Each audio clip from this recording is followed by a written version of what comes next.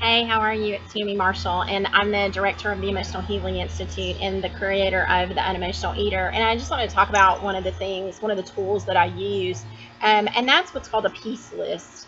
There's things, and it's just really funny because, I've been around the 12-step model for way longer than I want to talk about, over 25 years. And so, in that world, they call it a 4-step, but in a lot of the other modalities that I've studied, it's called a peace list. It's the things that in your life that you want to make peace with. And, all of us have one. We have those situations that have happened that, whether justified or unjustified, there's things that have happened to us that we're still just not quite right with. And so the thing that to really, what I really came to realize, it's really not about what has happened to us. It's about how we feel about what happens to us. Because it's almost like our feelings are like backed up if you've ever had a backed up clog, and it's almost like they're backed up and they have nowhere to go.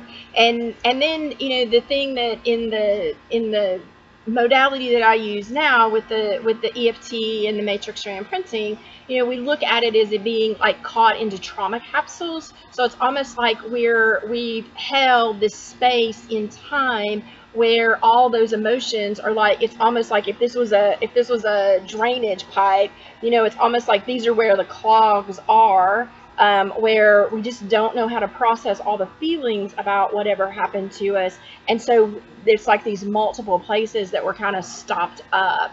And so, that's one of the things that I use, because I've found a lot in dealing with emotional eaters and even in dealing in the field of addiction, that's people they get so overwhelmed with their emotions and they don't know what to do with them, that then they begin to just stuff them. And so I always hesitate to tell people about addiction, because everybody that I work with is not moved to that place.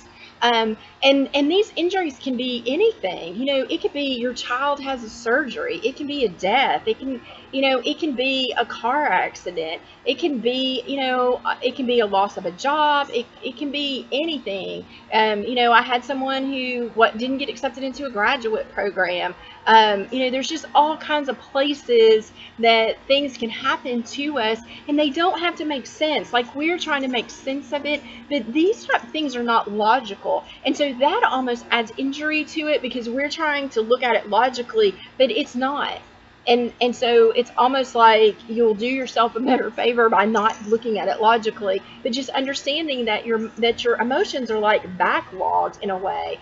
And so that's really what I began to use the EFT for. And then as we moved into the more advanced versions of EFT, then, it just moves so quickly. It is like better than Roto-Rooter showing up to just move that stuff out of your body and out of your muscle memory, so that you can move forward and be what God has called you to be. And so I just wanted to put that out there. I don't talk about some of the more advanced stuff and some of the private work that I do that much, but I just kind of wanted to put it out there. I just, with some of the stuff that's gone on in the past few days, I just thought it was worthy of saying out loud. So if I could ever be of help to you, just know that's my heart, is to hold that space so that we can just kind of move through those blocked emotions, so that you can be free flowing again, so that you're not, putting food into that space in your heart, or drugs or alcohol or whatever you're filling in the hole in your soul with, so that you can just be free. You can be free to love. You can be free to be loved, and just, be fully present in the world that you live.